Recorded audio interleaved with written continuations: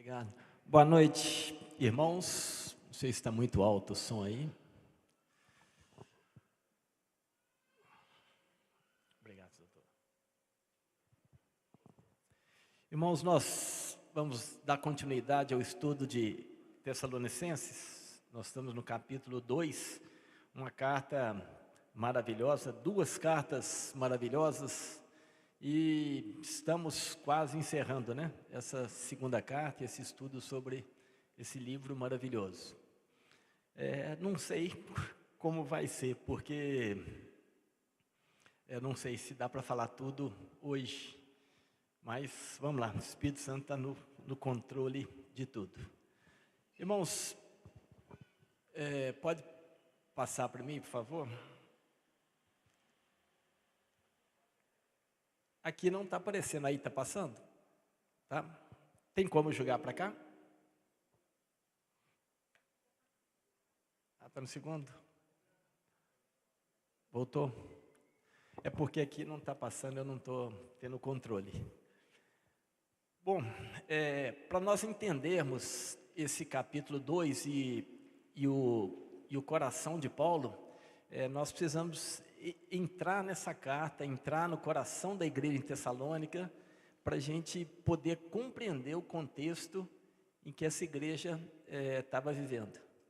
1 Tessalonicenses e 2 Tessalonicenses são as duas primeiras cartas que Paulo escreveu. Essas duas cartas, elas vêm mesmo até antes dos evangelhos. Antes dos evangelhos terem sido escritos, Paulo escreveu 1 Tessalonicenses, 2 Tessalonicenses. Obrigado. Então, irmãos, primeiro esse contexto é uma carta antiga, muito antes, né, dos evangelhos, essas duas cartas. E a distância entre uma carta e outra, provavelmente, alguns meses. E o contexto que a gente já estudou aqui na primeira carta, a gente vê que a igreja de Tessalônica era uma igreja jovem. Paulo estava disposto a doar até a sua própria vida pela igreja, diferente de muitos pastores que infelizmente nós temos visto hoje, que pastores que têm sugado as ovelhas, sugado em todos os sentidos, inclusive financeiramente.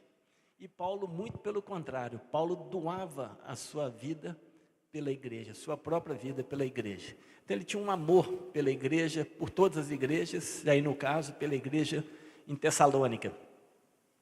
E o contexto é que a igreja começou a sofrer, essa jovem igreja começou a sofrer uma perseguição terrível, né? Até mesmo de judeus, dos gregos, e a igreja então foi muito perseguida. E o contexto que Paulo expressa na sua primeira carta, nada melhor para confortar e consolar uma igreja que está vivendo perseguição, é falar da vinda do Senhor Jesus.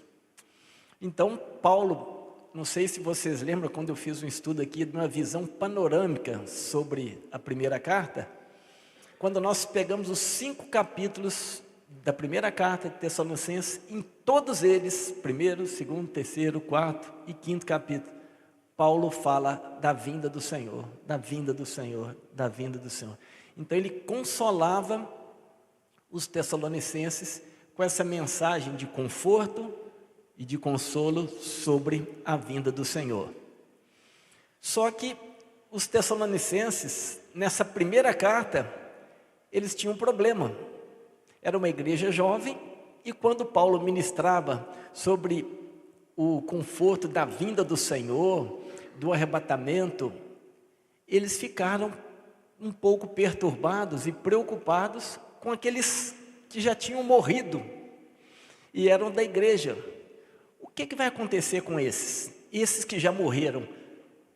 Será que eles não vão estar com o Senhor? Então, Paulo precisou escrever, a gente vai chegar nesse texto, lá em 1 Tessalonicenses 4, na primeira carta. O problema da igreja em Tessalônica, na primeira carta, era uma preocupação que eles tinham com aqueles que já tinham morrido, eram do Senhor, mas já tinham morrido. O que seria desses que morreram crendo no Senhor? Eles não iriam desfrutar daquela comunhão que nós os vivos, quando estivermos vivos, fomos arrebatados, estivermos com o Senhor, será que aqueles que morreram, eles não estariam nessa mesma comunhão? Então Paulo dá uma esclarecida para essa igreja na sua primeira carta. E a característica da igreja que Paulo ressalta ali na primeira carta, a igreja tinha 3 características básicas fundamentais. Está lá em 1 Tessalonicenses 1, versículo 3. Acho que está projetado aí, né? Está projetado aí, tá, né? Tá. Isso, ok. Ah, tá. Lembrando-nos sem cessar da vossa obra de fé, do vosso trabalho de amor e da vossa firmeza de esperança em nosso Senhor Jesus Cristo diante de nosso Deus e Pai. Então, quais eram? Gravem bem essas 3 características da primeira carta: fé, amor, esperança. Isso é importante para a gente entender um pouco o contexto da segunda carta.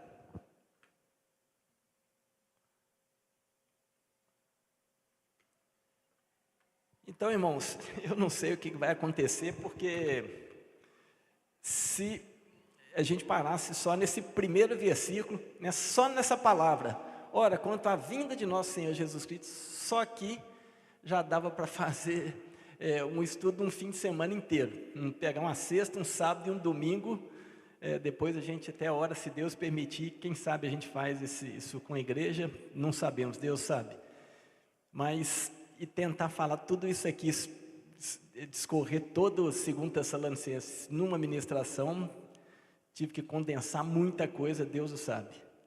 Então, no versículo 1, quanto à vinda de nosso Senhor Jesus Cristo e a nossa reunião com Ele, rogamo-vos, pois, irmãos. Irmãos, essa palavra, primeiro a gente tem que entender o que significa essa palavra vinda. Essa palavra vinda, o original grego, parousia, é assim que pronuncia essa palavra no grego. Se a gente for naqueles tradutores, se você digitar essa palavra lá, parousia, né, lá no grego, para significa com e ousia significa estar. E se você digitar lá nos tradutores, que qualquer Google tem aí, parousia quer dizer presença. Então é mais do que uma vinda, é a presença do Senhor. Então toda vez que a gente lê essa palavra, a vinda do Senhor, é a presença do Senhor. E essa presença do Senhor não é simplesmente a vinda, ela engloba várias manifestações, vários acontecimentos nessa parousia do Senhor, que no nosso português foi traduzido como a vinda do Senhor. Então só aqui já dava para a gente falar de muitos acontecimentos que devem ou que irão ocorrer nessa parousia do Senhor, nessa vinda do Senhor. Essa parousia, essa vinda do Senhor, se vocês quiserem entender como será a vinda do Senhor, tem um versículo chave para entender como que vai ser a vinda do Senhor. Esse versículo está em Atos, capítulo 1, versículo 11. Diz assim: os quais lhe disseram, varões galileus, porque estáis olhando para o céu? Esse Jesus que de entre vós foi recebido em cima no céu, há de vir assim como para o céu o vistes ir. Então, da mesma forma que Jesus foi, ascendeu aos céus, da mesma forma ele vai voltar. E no versículo 9, 2 versículos antes, algo impressionou o apóstolo João, que João era o único dos apóstolos que estava com Jesus ali no momento da crucificação. E algo impressionou muito o apóstolo João. Tendo ele dito, versículo 9, estas coisas, foi levado para cima. Enquanto eles olhavam, uma nuvem o recebeu, ocultando-o aos seus olhos. Então Jesus, ali do Monte das Oliveiras, ele ascendeu aos céus, e uma nuvem então o recebeu e ocultou aos seus olhos. Ninguém mais viu o Senhor. E João, então, essa nuvem marcou muito a vida de João. Se nós lermos depois o livro de Apocalipse, várias vezes ele cita essa nuvem. Ficou na mente de João, na memória de João, essa nuvem que ocultou o Senhor aos olhos dele. Então a ascensão, como que foi a ascensão? O Senhor foi até o Monte das Oliveiras, do Monte das Oliveiras ele foi até as nuvens. Depois ele foi das nuvens até o trono de Deus. Como que vai ser a sua vinda? Vai ser da mesma forma que ele subiu, da mesma forma ele vai voltar. Então a volta dele, a vinda dele será do trono até as nuvens. Ali nas nuvens vai acontecer o quê? Tribunal de Cristo. Todos nós seremos julgados. Todos nós, toda a igreja. O juízo começa pela casa de Deus. Então nas nuvens ali é o julgamento de toda a igreja. Ali nós vamos prestar contas ao Senhor de todos os nossos atos, de toda a nossa palavra, toda palavra que saiu da nossa boca, nós vamos prestar contas ao Senhor ali nas nuvens. E depois o Senhor vai voltar das nuvens até o Monte das Oliveiras. Essa ascensão teve 2 estágios e a volta terá 2 estágios. E o João, então, como eu disse, ficou muito impressionado com essa nuvem. E João é um homem que teve muita revelação de Jesus. Ele foi o que revelou ali em João capítulo 1, versículo 1. No princípio era o Verbo estava com Deus e o Verbo era Deus. Nada do que foi feito sem ele se fez. Então João tinha uma revelação de Jesus desde a eternidade passada. Ele conhecia, né, toda a história do Senhor desde a eternidade passada. Ele veio acompanhando o Senhor. Ele mesmo se diz o discípulo que Jesus amava. E depois ele foi o único que estava com o Senhor ali na cruz. E ele viu o Senhor então até as nuvens. E aí em Apocalipse capítulo 1, versículo 1, primeiro versículo de Apocalipse, revelação de Jesus Cristo, que Deus deu ao seu servo João. Aí mas João tinha tanta revelação, ele conhecia Jesus desde a eternidade passada até as nuvens.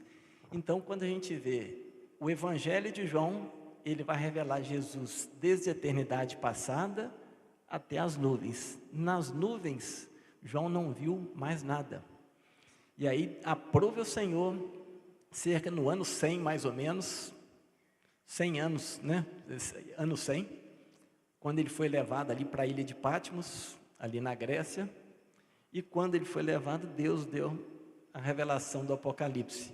E o que é o Apocalipse? É a revelação de Jesus, das nuvens até o trono.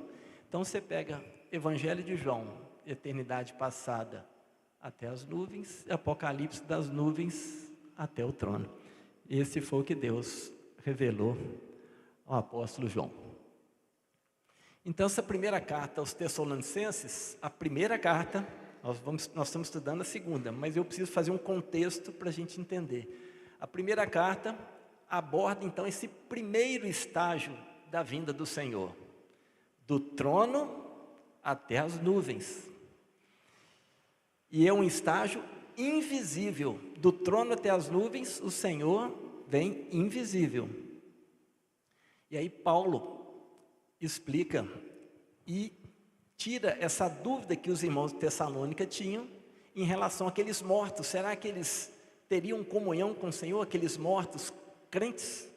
E aí Paulo, então, você vê que em todos os versículos ele cita esses mortos. E ele consola a igreja em relação a esses mortos. Então, versículo 13. Não queremos, porém, irmãos, que sejais ignorantes acerca dos que já dormem. O que quer dizer esses já dormem? Será que estão dormindo? Não, os que já morreram. Porque a morte do crente é como se tivesse tirado um cochilo, porque nós iremos ressuscitar. Não queremos que sejais ignorantes, ou seja, desconhecidos acerca dos que já dormem, para que não vos entristeçais como os outros que não têm esperança. Porque se cremos que Jesus morreu e ressurgiu, assim também aos que dormem, Deus, mediante Jesus, os tornará a trazer juntamente com Ele.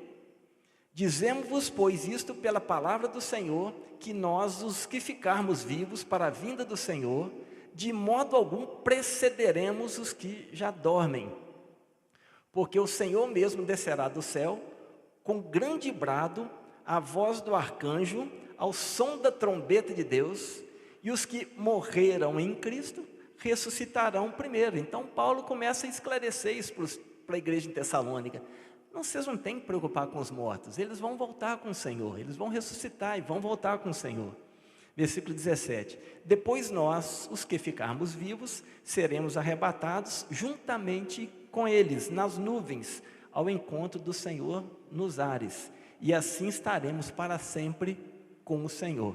Portanto, consolai-vos uns aos outros com estas palavras. Então você vê que a primeira carta, Paulo esclarece a questão dos mortos em Cristo, mas ele mostra que essa primeira carta é do trono até as nuvens, porque nós encontraremos com eles nos ares. E ele não aborda depois a vinda do Senhor, o segundo estágio das nuvens até o Monte das Oliveiras. Mas aí Paulo vai abordar essa questão na segunda vinda. E na segunda carta, então, Paulo começa então a falar desse segundo estágio da vinda do Senhor, da parousia do Senhor, que é um estágio visível, que a Bíblia fala que todo olho o verá. E é um estágio então visível. Esse é o contexto da segunda carta. A primeira carta, a vinda invisível do trono até as nuvens, está relacionado com a igreja. Isso é só com a igreja. Agora, esse contexto da segunda carta, que é das nuvens até o Monte das Oliveiras, isso está relacionado com o mundo, com o julgamento. Então, é a vinda do Senhor visível com seus santos. O que vai acontecer aqui? Como eu disse, a parousia do Senhor é a presença do Senhor. Ela engloba vários acontecimentos. Vai acontecer aqui julgamento das nações, vai acontecer a batalha final, que é o Armagedon. A besta e o falso profeta vão ser lançados vivos no lago de fogo antes do milênio. Eles vão ser lançados vivos no lago de fogo. Satanás vai ser acorrentado durante 1000 anos, durante o período do milênio. E essa segunda vinda está relacionada ao mundo. A primeira vinda não, segundo estágio relacionado ao mundo. E o primeiro estágio invisível relacionado com a igreja. Ok? Está confuso ou está dando para entender? Ok? Bom, a igreja de Tessalônica tinha um novo problema. E nós não sabemos com certeza como surgiu esse outro problema. A primeira carta, a igreja tinha esse problema que era a preocupação com os mortos crentes. Na segunda carta, a igreja em Tessalônica, Paulo aborda uma preocupação que eles tinham com outro problema, agora é com os vivos. Mas os versículos 2 e 3 mostram então essa preocupação que Paulo tinha com a igreja. Então, assim, aqui nós temos uma dica, o que pode ter acontecido. No versículo 2 e 3, diz assim: que não vos movais facilmente do vosso modo de pensar, nem vos perturbeis, quer por espírito, quer por palavra, ou quer por epístola, como enviada de nós, como se o dia do Senhor estivesse já perto. Ninguém de modo algum vos engane. Ninguém de modo algum vos engane. Então Paulo demonstra essa preocupação, porque com certeza ele ouviu que a igreja estava perturbada, porque achando que o dia do Senhor já houvesse chegado. Então, provavelmente, durante aquele curto período, né, entre a primeira e a segunda carta, provavelmente alguns meses, essa igreja que estava sofrendo perseguição, alguém foi lá e ministrou alguma palavra, ou, como diz o texto, quer por espírito, quer por palavra, ou quer por epístola, como se tivesse sido enviada por nós. Pode ser que alguém tenha até falsificado uma carta lá, como se Paulo tivesse enviado. É o que o texto diz, epístola como se fosse enviada por nós. E a igreja em Tessalônica, sofrendo aquele contexto de perseguição, a igreja em Tessalônica, alguém falou assim, não, o dia do Senhor está perto. E aí ela passando por aquela perseguição, o que ela imaginou?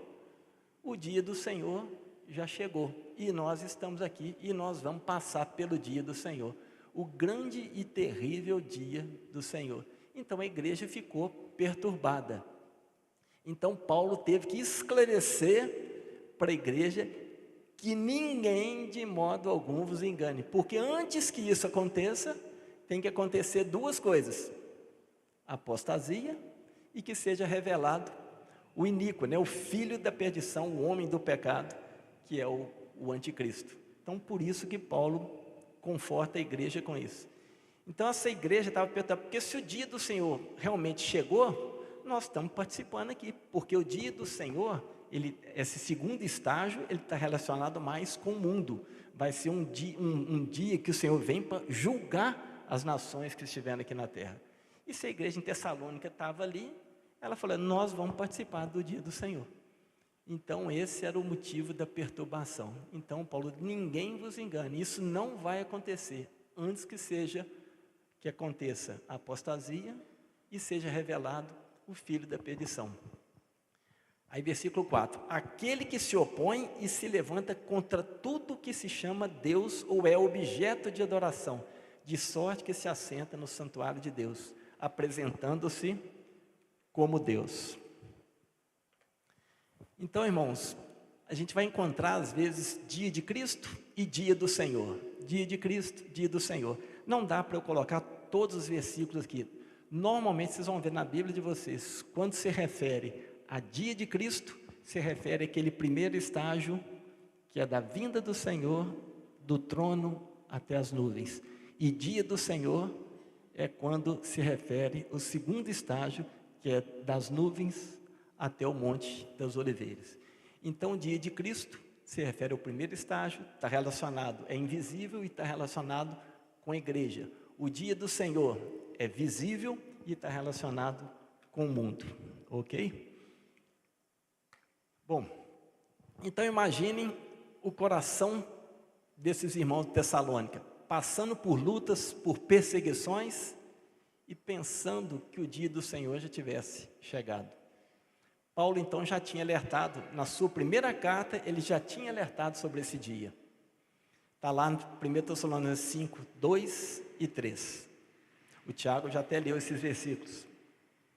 Diz assim, porque vós mesmos sabeis perfeitamente que o dia do Senhor virá como ladrão de noite.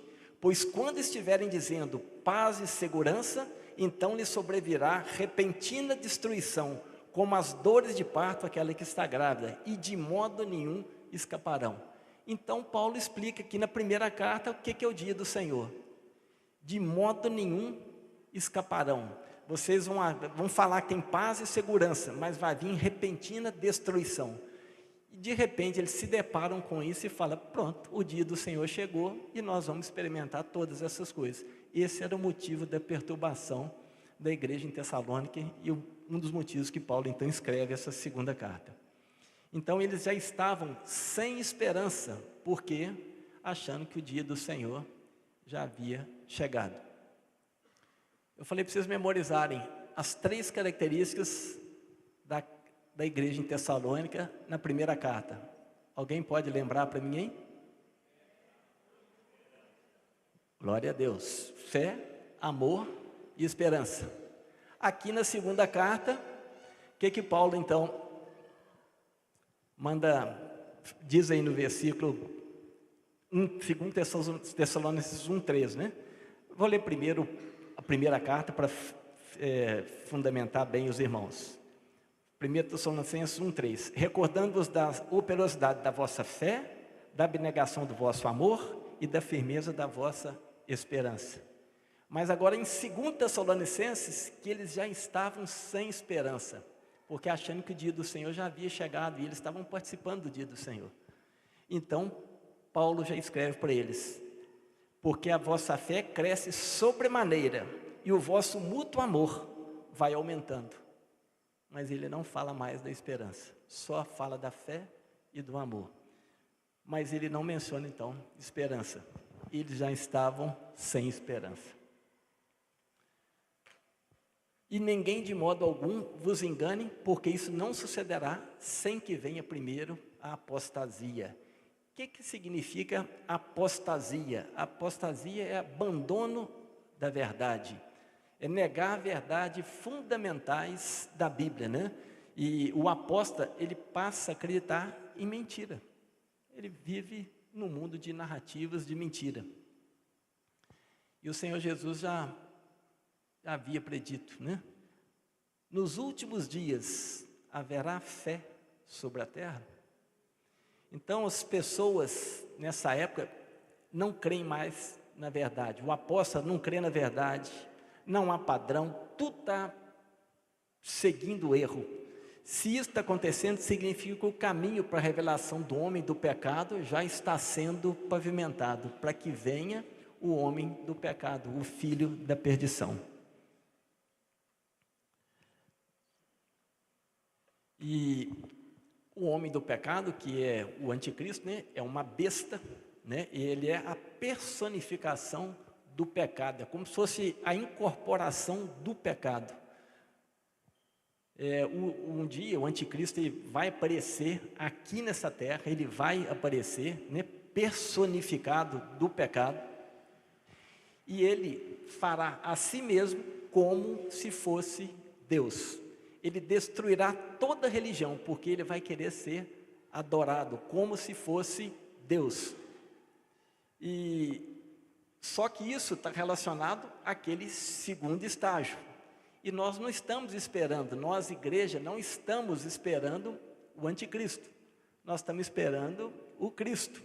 Então, por isso que o primeiro estágio se relaciona à vinda do Senhor até as nuvens. E a igreja vai encontrar com o Senhor ali nas nuvens. Nós não estamos esperando o anticristo. Nós estamos esperando o Cristo. Amém? E o anticristo, ele fará milagres, irmãos. Milagres. E só que o Senhor, né, como eu disse, ele vai pegar depois o anticristo e o falso profeta e vai lançar os dois vivos no lago de fogo. O Senhor vai destruir pelo sopro da sua boca. Bom, deixa eu ver aqui. 2 Tessalonicenses 2:4 nos revela que o anticristo, então, ele destruirá todo. Vou ler o primeiro versículo, que está em amarelinho embaixo. Que eu passei outro mais. Aqui embaixo, amarelinho aí. Ele se opõe e se exalta acima de tudo que se chama Deus ou é objeto de culto, a ponto de assentar-se no templo de Deus, querendo parecer Deus. Então o anticristo, ele vai destruir toda a religião e ele vai se assentar no templo de Deus. Que templo é esse? É o terceiro templo que vai ser reconstruído em Jerusalém, quando o Senhor pisar aqui na terra, lá no Monte das Oliveiras, o terceiro templo já vai estar construído. Como vai ser? Não sabemos, mas o terceiro templo já vai estar construído. E o anticristo, ele vai se assentar lá nesse terceiro templo, se passando como Deus. Isso que vai acontecer. Daniel 9:27, há uma profecia lá em Daniel 9:27. E ele fará um pacto firme com muitos por uma semana. Uma semana é o período de 7 anos de tribulação que vai ocorrer aqui na terra. E ele vai fazer um pacto com Israel nesse período de 7 anos. E na metade da semana, na metade desses 7 anos, ele vai cessar o sacrifício e a oblação. E sobre a asa das abominações virá o assolador, e até a destruição determinada, a qual será derramada sobre o assolador, que é o anticristo. E Mateus 24:15 fala, praticamente cita esse versículo de Daniel. Quando, pois, virdes estar no lugar santo, a abominação da desolação, que é o anticristo, predita pelo profeta Daniel. Quem lê, entenda.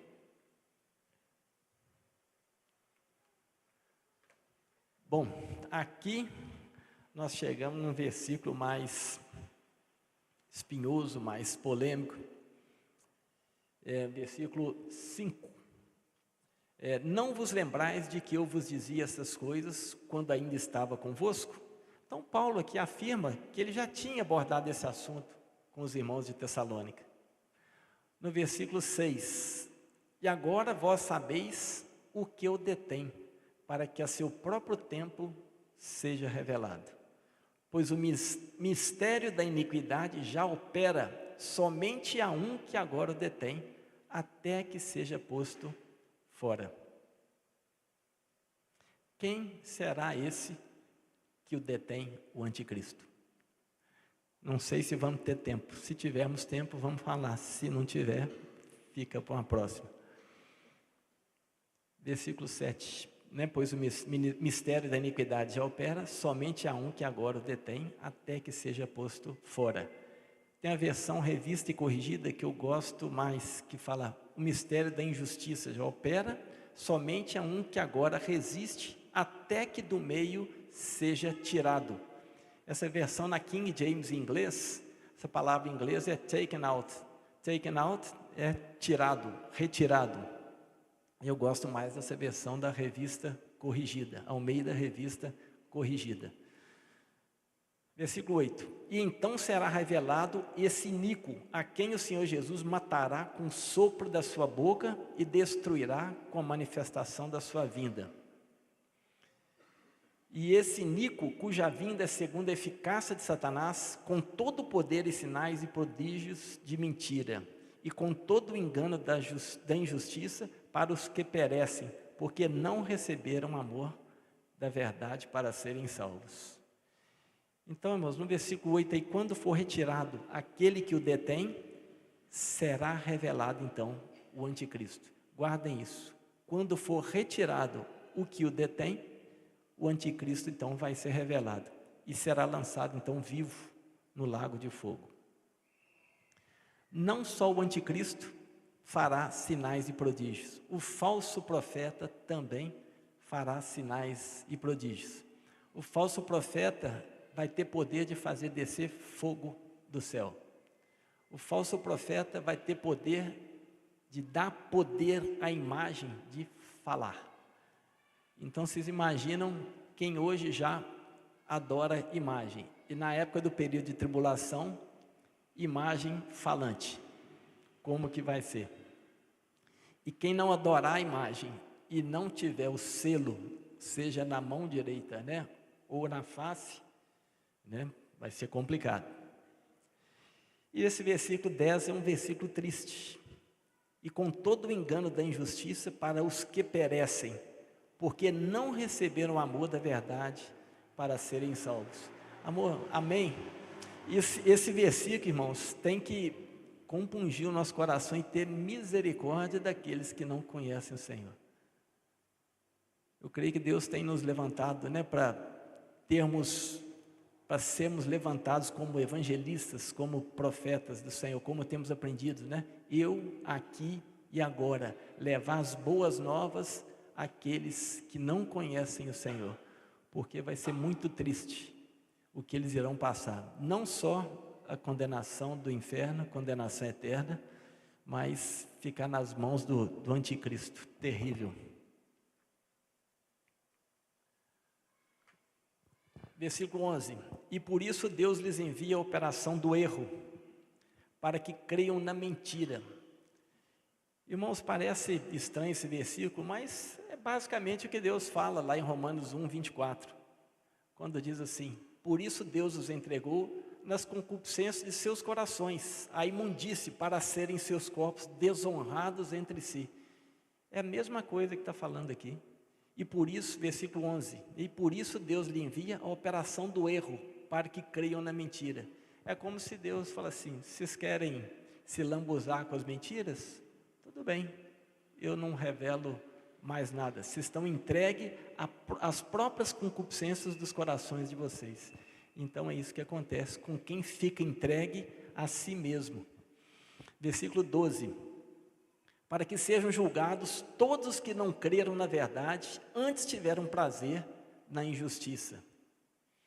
É tempo de julgamento. Quando o Senhor vier, Ele vem como juiz. Hoje Ele está como advogado. Filhinhos, escrevo-lhe essas coisas para que não pequeis. Mas, se pecardes, tendes um advogado junto do Pai.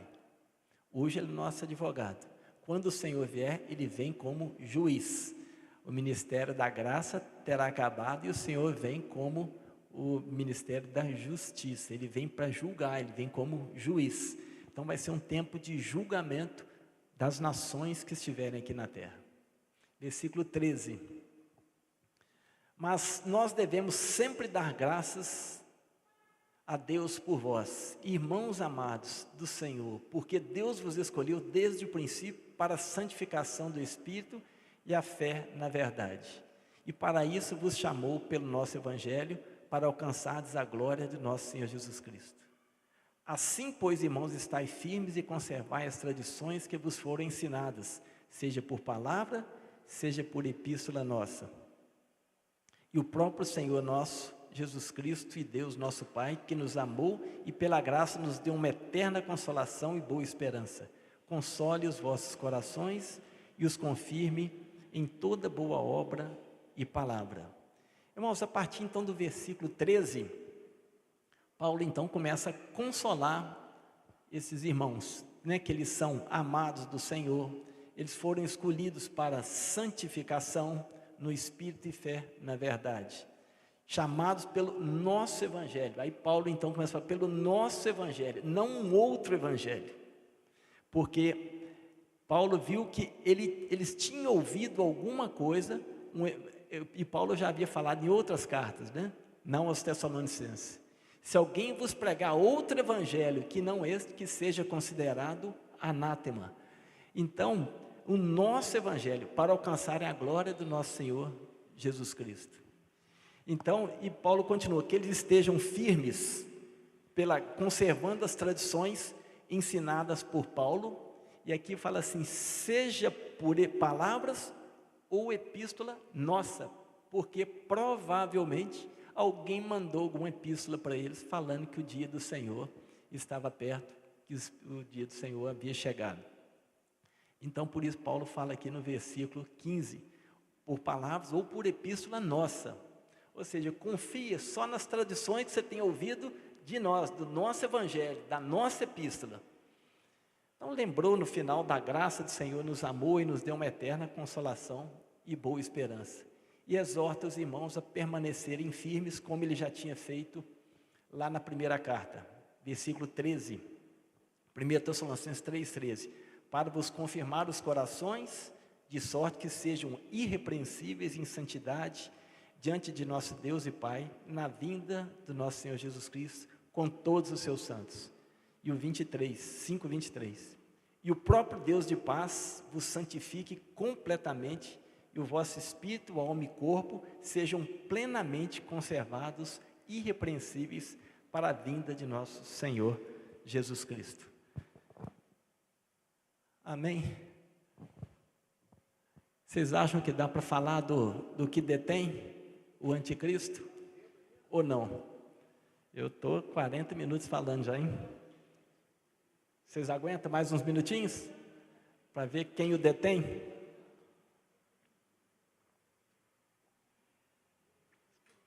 Vou tentar ser breve.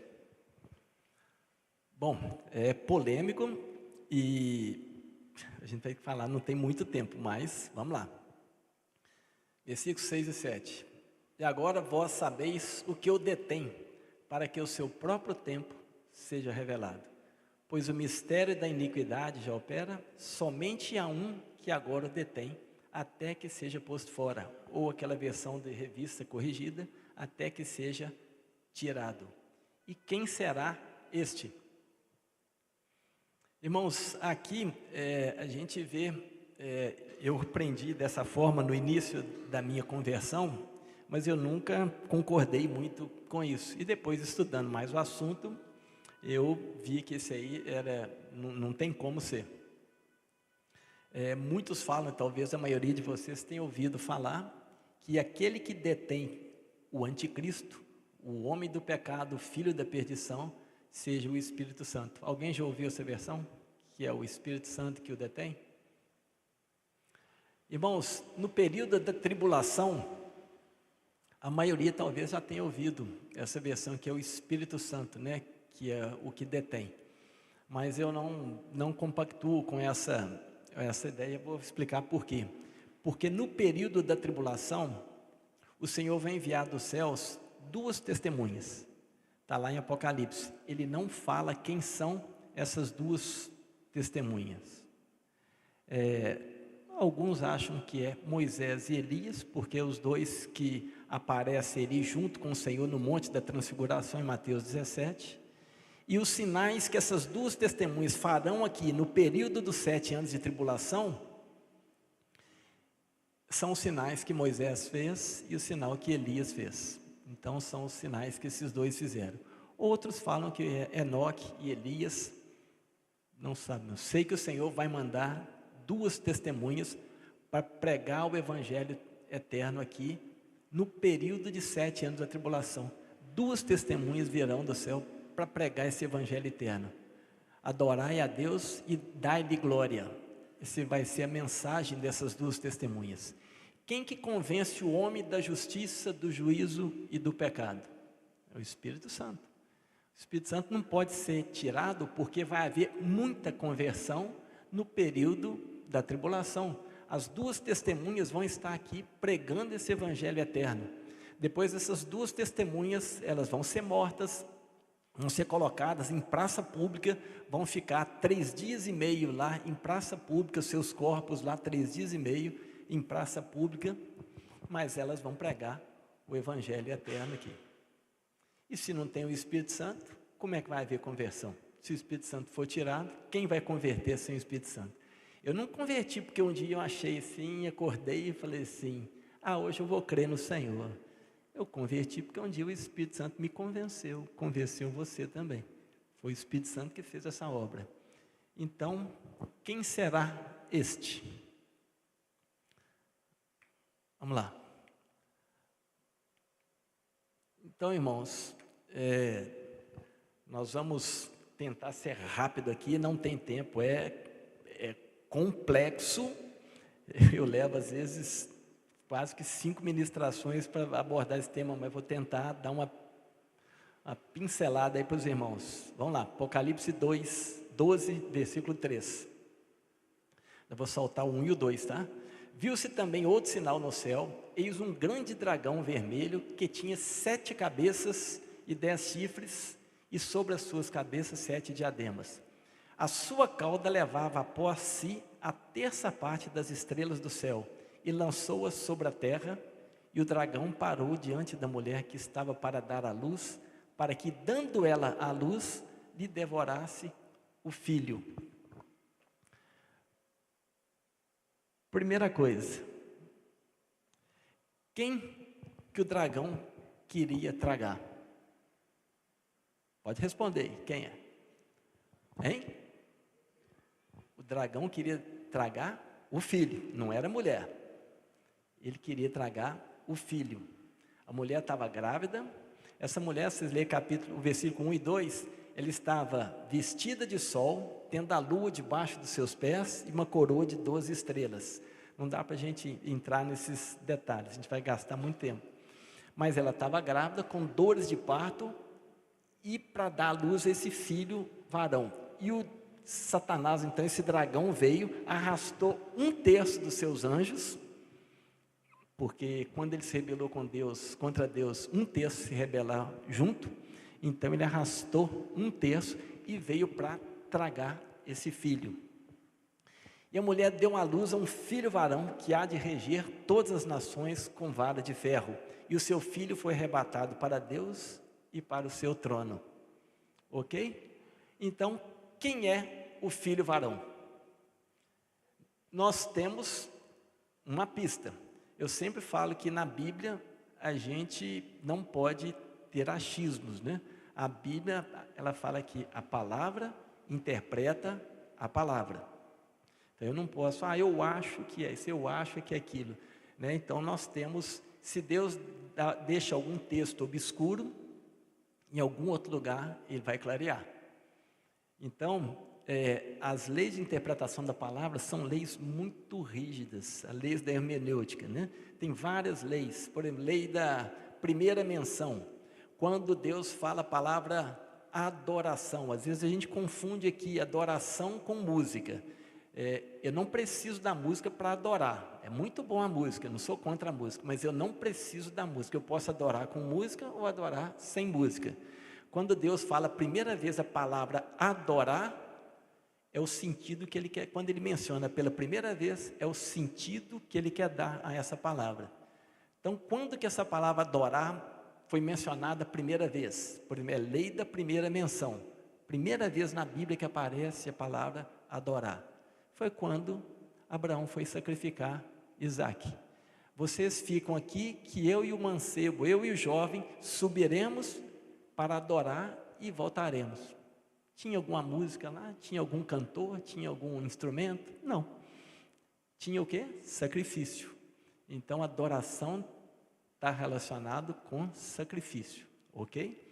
Lei da menção paralela, contexto remoto. É um contexto distante. Eu não sei que filho varão é esse, eu não posso dar palpite aqui, eu não posso falar que eu acho. Então eu vou pegar algumas características que a palavra dá. Então eu vou buscar na Bíblia um contexto distante, que no contexto imediato que eu não consigo. Então, tem um adorador aqui, ó.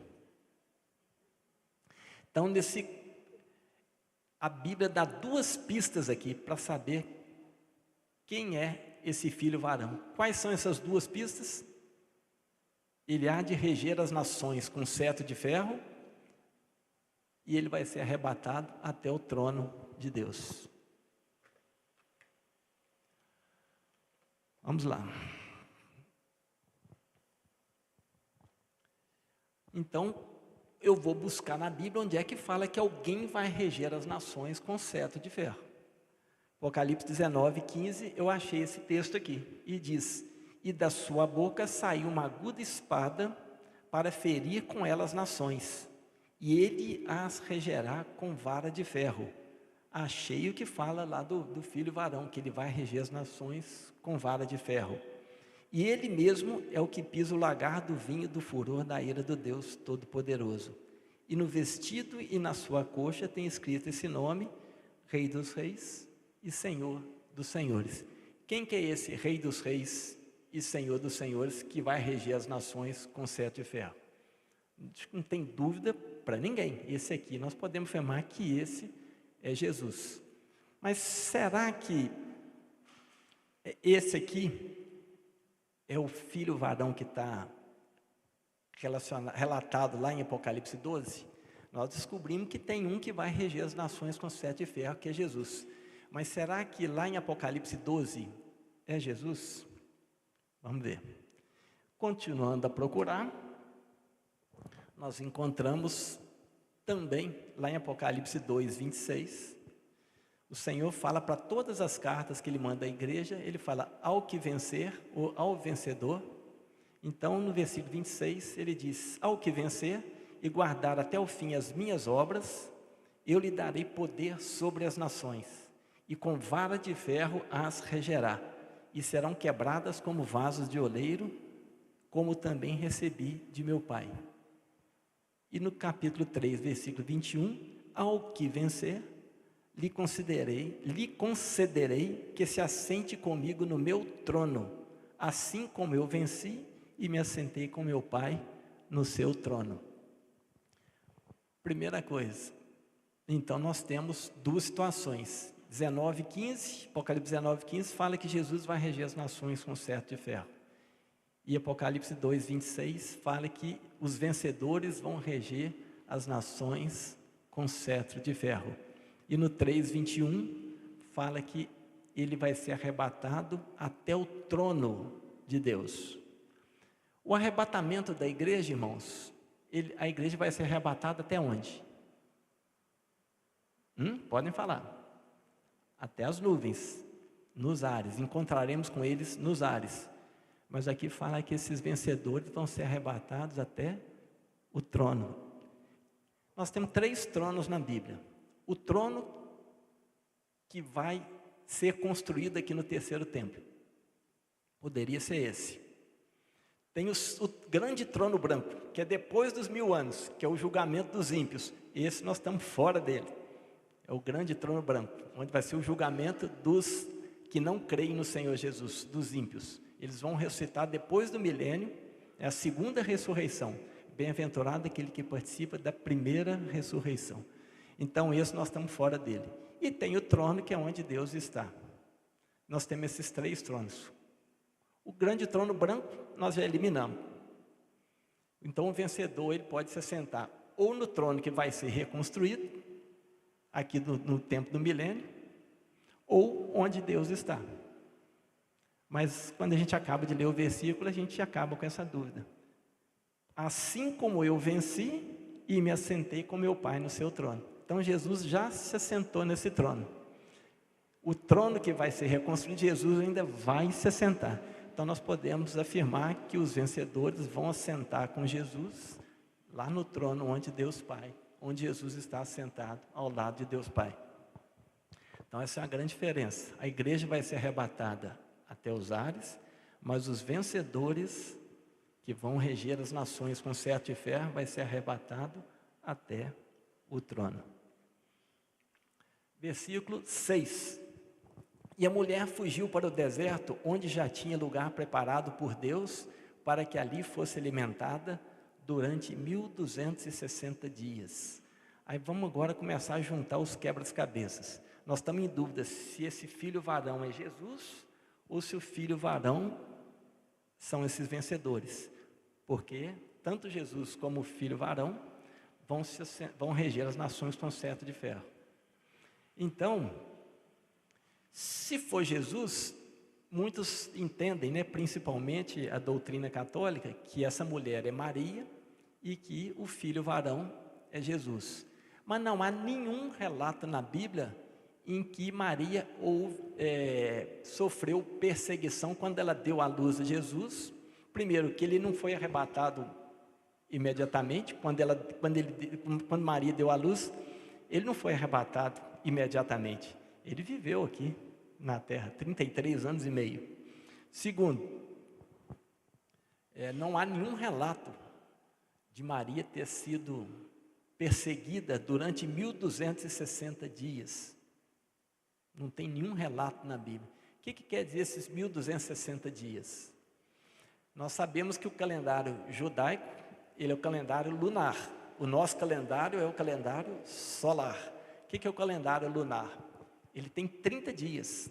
30, 30, 30, 30. Se vocês multiplicarem todo mês, não existe fevereiro com 38, março com 31, abril com 30, não tem. O calendário judaico é desde janeiro até dezembro, 30 dias. Então, se vocês pegarem 30 vezes 12, dá 360. O ano judaico, ele tem 360 dias. Então, 360, mais 360, mais 360, mais 180, dá 1260. 1260 dias. 1260 dias é 3 anos e meio.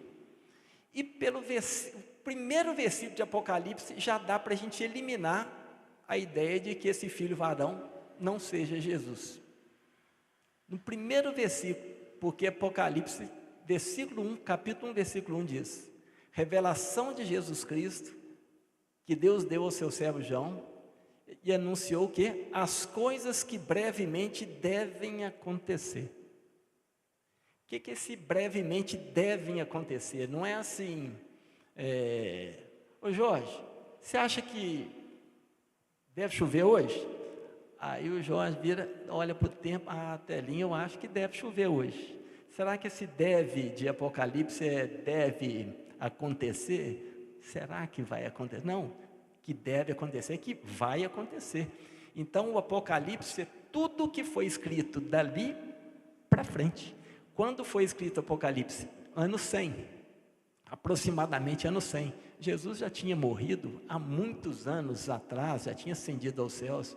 Então, o livro de Apocalipse, as coisas que devem acontecer, são coisas futuras a partir de quando ele foi escrito. Então, isso aqui, quando foi escrito, não aconteceu. Então, isso aqui é uma profecia, que quando esse filho varão for gerado por essa mulher, ele vai ser arrebatado até o trono de Deus. E a mulher vai ser, então, perseguida durante 1260 dias. Versículo 7. Então houve guerra no céu, Miguel e seus anjos batalhavam contra o dragão, e o dragão e seus anjos batalhavam, mas não prevaleceram, nem mais o seu lugar se achou no céu. Irmãos, até hoje, a nossa batalha é nas regiões celestiais.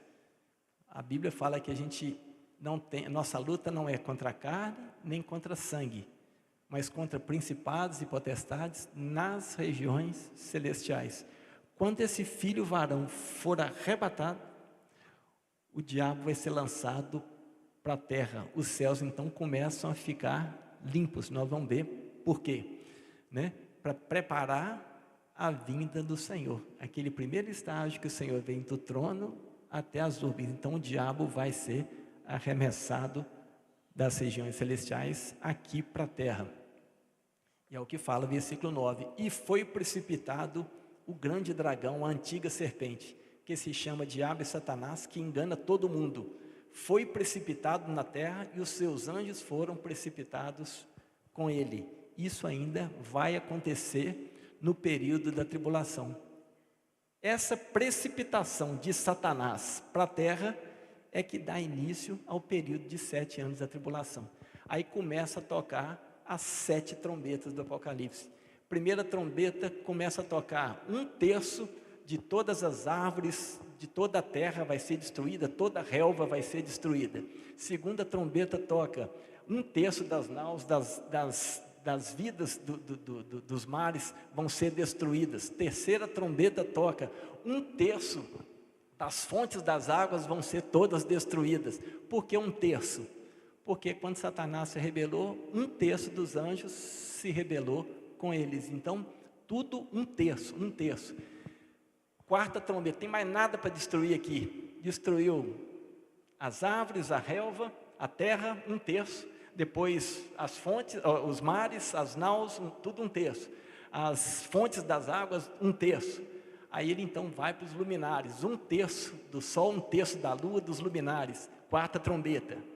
A hora que toca a quarta trombeta, aí fala assim, ai, ai, ai, porque ainda faltam 3 ais para serem tocados. 3 ais. Porque agora, ai, ai, ai.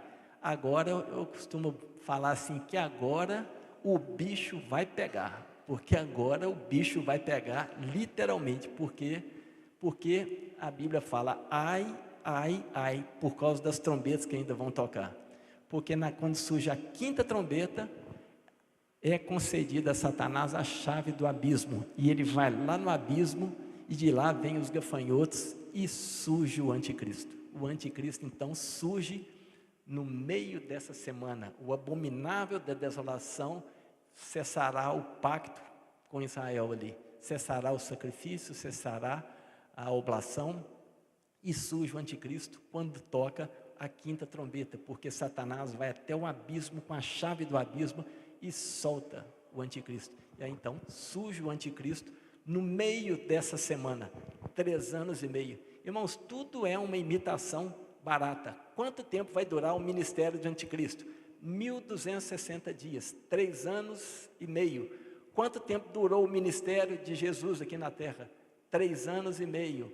Jesus, ele veio 3 anos que ele foi batizado, há 3 anos até o Monte da Transfiguração. Ali ele foi transfigurado com Moisés e com Elias, e dali até o Calvário 6 meses. 3 anos e meio o ministério de Jesus. Ministério do anticristo, 3 anos e meio. O que o Espírito Santo faz? Faz você crer no Cristo.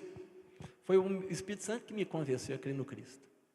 E o que o falso profeta vai fazer? Vai fazer as pessoas crerem no anticristo. Imitação barata de quem? do Espírito Santo. E Satanás é a trindade satânica, a imitação barata de Deus Pai. Então aqui surge o período então da tribulação. Depois sexta trombeta, nós não vamos falar tudo aqui. Sexta trombeta, 1/3 dos homens vai morrer com dia, mês e hora marcada.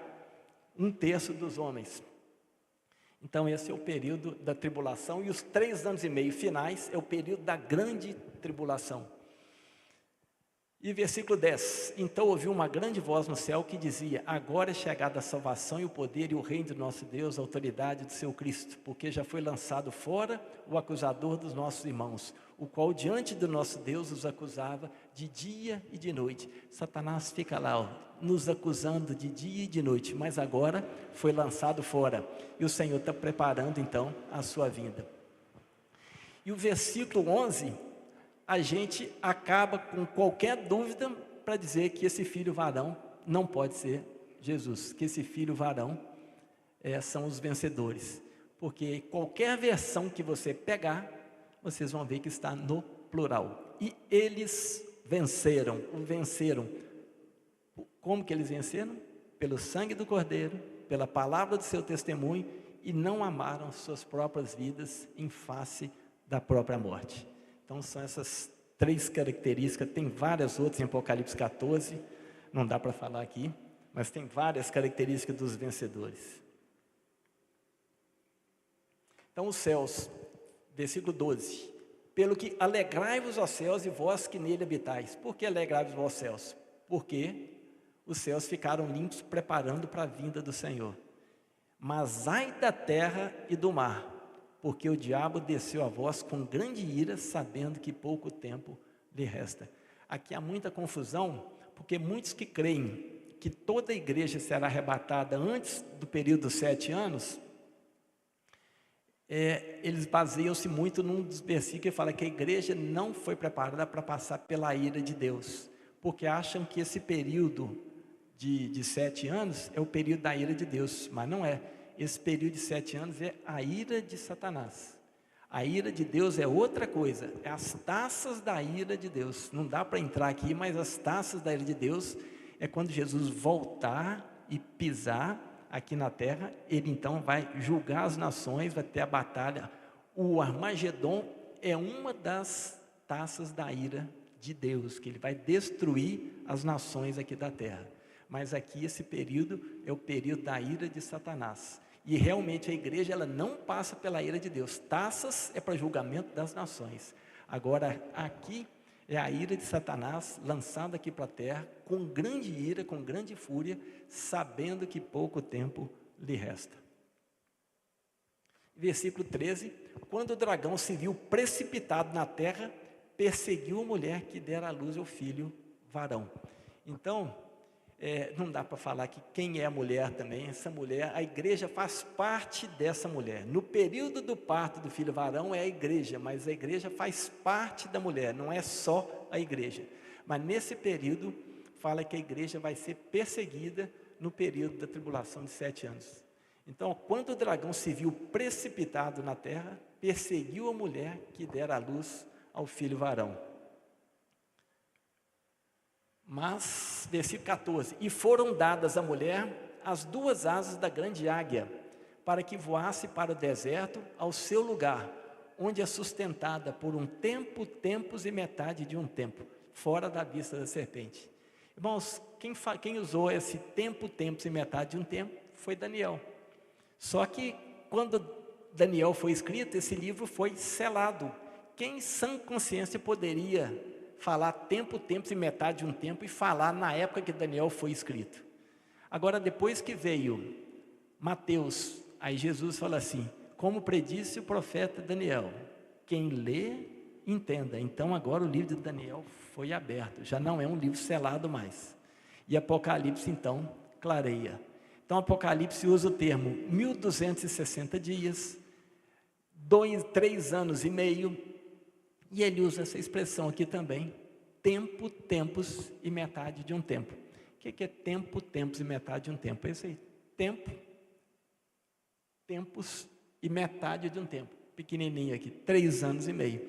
Então essa mulher ela vai ser perseguida, mas vai ser sustentada por um tempo, tempos e metade de um tempo, por 3 anos e meio ou por 1.260 dias, fora da vista da serpente. Ok?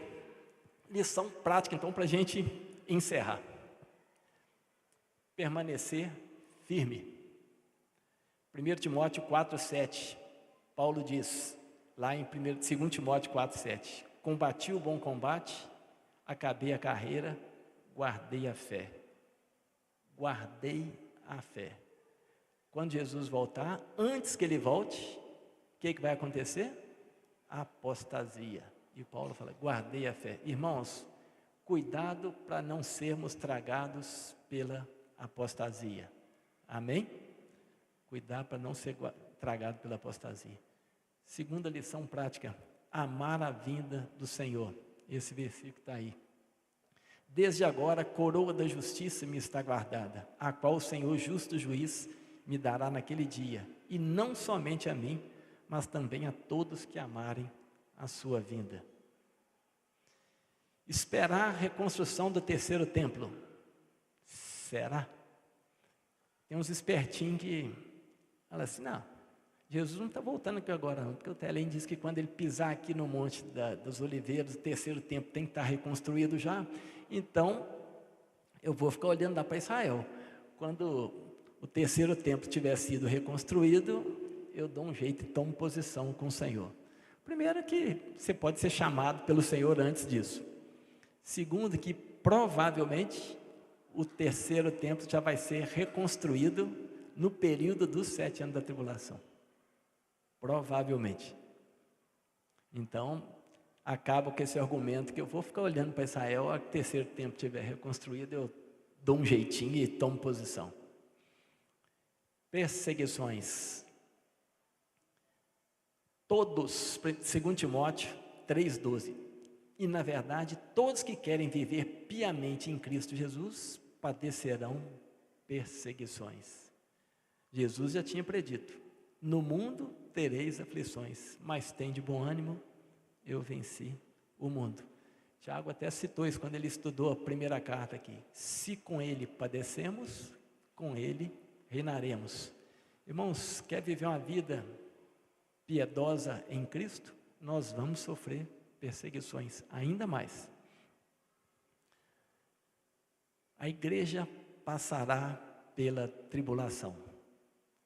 Irmãos, eu posso afirmar para os irmãos que Jesus, Tessalonicenses fala assim, e nós os vivos, os que ficarmos, jamais precederemos os que já dormem. E no soar da trombeta, os mortos ressuscitarão e nós os vivos, os que ficarmos, encontraremos com eles nos ares.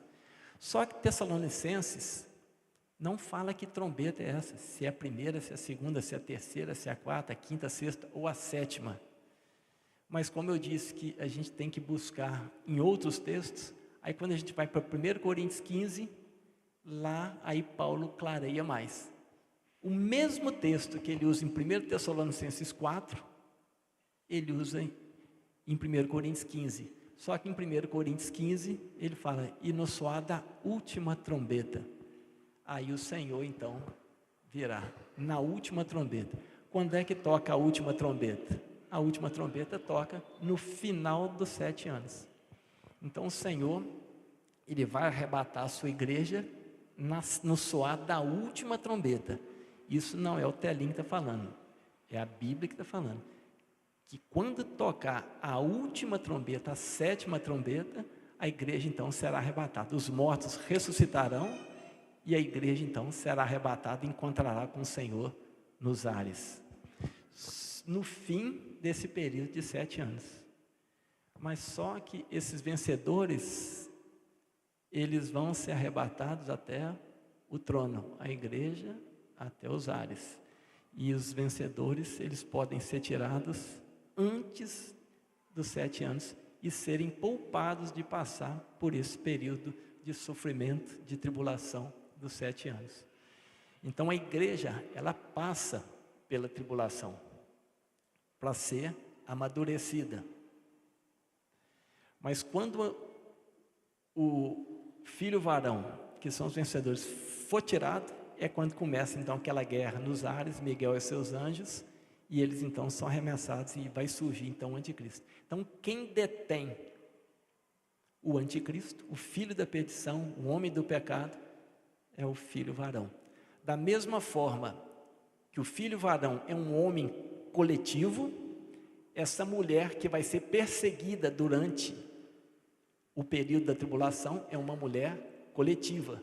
Essa mulher, não vai ter uma mulher que vai ser perseguida, vai ser a igreja que vai ser perseguida no período da tribulação, mas Deus vai guardar durante 1260 dias no deserto, fora da vista da serpente.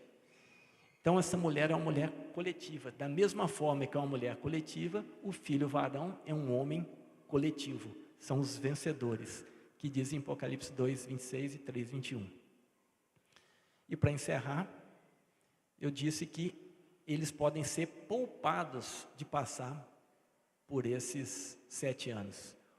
Lucas 21, 34. Olhai por vós mesmos, não aconteça que os vossos corações se carreguem de glutonaria, de embriaguez, dos cuidados da vida, e aquele dia vos sobrevenha de improviso como um laço, porque há de vir sobre todos que habitam na face da terra. Vigiai, pois, em todo tempo, orando, para que possais escapar de todas essas coisas que hão de acontecer e estar em pé na presença do Filho do Homem. Amém? Me perdoem aí, mais de 1 hora, mas que fique esse recado depois. Se Deus permitir, a gente pode aprofundar nisso aí. Foi passado muito rápido, imagino a cabeça de vocês como que deve estar dando um nó, mas se Deus permitir, a gente faz esse estudo com a igreja depois, tá bom? Vamos orar. Obrigado, Pai, nós te agradecemos, te louvamos pela riqueza da Tua Palavra, pela seriedade da Tua Palavra, que o Senhor possa, Senhor, nos conceder, pela Tua graça, que permaneçamos firmes e irrepreensíveis, aguardando a vinda do Senhor. Desperta a Tua igreja, em nome de Jesus, como diz a Tua Palavra, desperta Tu que dormes e Cristo te esclarecerá. Nós clamamos ao Senhor e pedimos, Senhor, toda capacitação, porque nós não conseguimos. Satanás é tão terrível, tão furioso, ele tem lançado, Senhor, suas estratégias para distrair a Tua igreja, mas que nós permaneçamos firmes, Senhor, em nome de Jesus Cristo, que não sejamos enredados pela apostasia, no nome de Jesus Cristo. Amém.